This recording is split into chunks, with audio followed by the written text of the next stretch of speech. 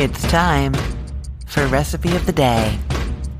I have been experimenting with grilling chicken in a variety of ways lately, and I will be coming to you in the weeks and months ahead with some of the things that I have figured out. But today, I am telling you about the way that I've been grilling chicken thighs forever before I started with this new round of experiments. So if you are waiting to find out what I'm doing now, that will come, but you can do this until then. They are wonderful. Chicken thighs are really the juiciest chicken to grill, and getting boneless, skinless chicken thighs just makes it easy for everybody to eat. They're not worrying about bones. They can use a knife and fork if they want. They can pick it up if they want. Anything is going to be perfect. You can also use grilled chicken thighs on a bun. So if you're doing like some burgers and hot dogs, people can put their grilled chicken thighs on a bun, put some cheese on top, lettuce, tomato, mayonnaise, mustard, all that good stuff. It is very versatile. It is perfect for your grilling party. Before I get into it, I'm just going to say that if you are actually doing chicken breasts, it is slightly different. I will link to how to grill chicken breasts in the show notes for this podcast episode so you can find it.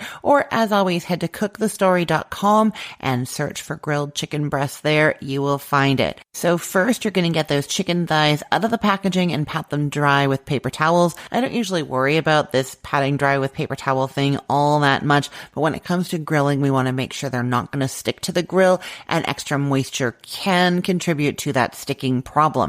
Now, when you buy your boneless, skinless chicken thighs, they usually come kind of rolled up in little bundles. You want to unroll those. So you have these flats of chicken thighs. Sprinkle both sides with your seasonings. I just like some salt, pepper, and garlic powder, but you could use any seasoning blend you like. We are going to be putting some barbecue sauce on here in a bit, so there's going to be lots of flavor there. But I just want to say that what I do like to do when I'm seasoning meat, I've told you this before, is to mix my seasonings together in a bowl first. So put some salt, pepper, and garlic powder, or whatever seasoning blend or seasonings you want to use, into a bowl, and then season from that bowl to your chicken. And then as you're rubbing it on the chicken, flipping the chicken thighs over, you can go back and forth to your bowl and to touching the chicken without worrying about contaminating all your spice containers, right? So it's all in that bowl, your seasoning. When you're done, you throw out any seasoning that remains, and that bowl goes into your dishwasher to be washed, right? So that is just a little safety tip that makes life easier. The other thing you can do,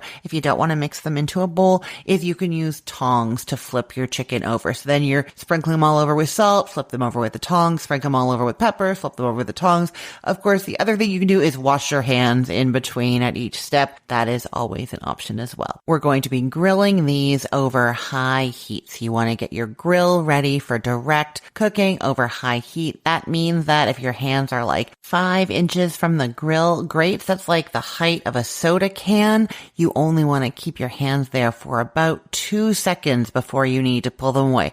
2 to 4 seconds. Some people are more resistant than others, but it is hot and you don't want your hands there for very long. And in case you didn't know, this is called the Mississippi test because you go 1 Mississippi, 2 Mississippi. You get it. Now, the next step is up to you. I usually do put a little bit of oil on my chicken thighs. I use like a spray, olive oil spray, or a drizzle of oil and sort of rub it all over. Some people like to oil their grates. So you've got some kind of cloth or something and you put oil on that and you oil the grates. Whatever you usually do, you can do here. We're just trying to prevent that sticking again, right? Okay. And then those chicken thighs are going onto the grill top side down. What do I mean by top side? When you've unrolled your chicken thigh and you're looking at it, one side is like a little bit rounded, but pretty much smooth. The other side is where the bone used to be. They cut it out and it's a little like torn up looking. We want the torn up side to be up and the nicer side to be down. And that is so that we get our nicest grill marks on the nicest side of the chicken. Makes sense? It's for serving it. It's going to look best that way, right?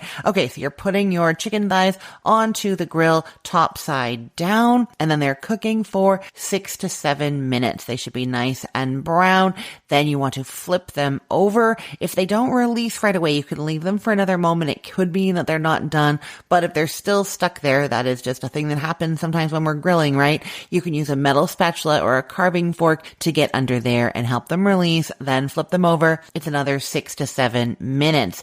Now, I do like to brush them with barbecue sauce for the last couple of minutes, so you can go and do that for the last couple of minutes, and then they're going to be ready to serve. I do recommend that you check the temperature. You want it to be 165 degrees Fahrenheit in the thickest part. Use an instant read thermometer to check that. Now, you want to rest those for 5 minutes before serving. That just lets those juices sort of stop bubbling and simmering inside the meat. They settle down, sort of re-soak in, so that when you cut into your chicken, it doesn't just lose all of that nice juiciness all over the place. It's extra messy, and you're losing that best part, that thing that makes it not be dry, the juices from in the chicken. Okay, I'll put the link to this recipe in the show notes for this podcast episode, or you can head to cookthestory.com/ROTD and get it there.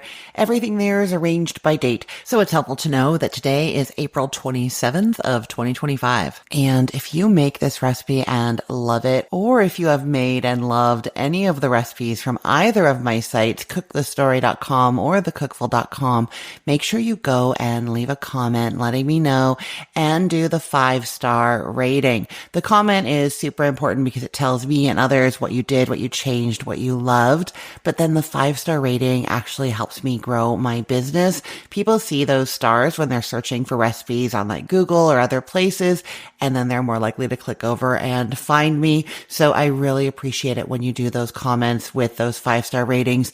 I know some of you have already been doing it, and I am so grateful. Thank you so much. I am Christine Pittman from cookthestory.com, thecookful.com, the all-new chicken cookbook, and from this podcast, Recipe of the Day. I hope you have a great day. Let's get cooking.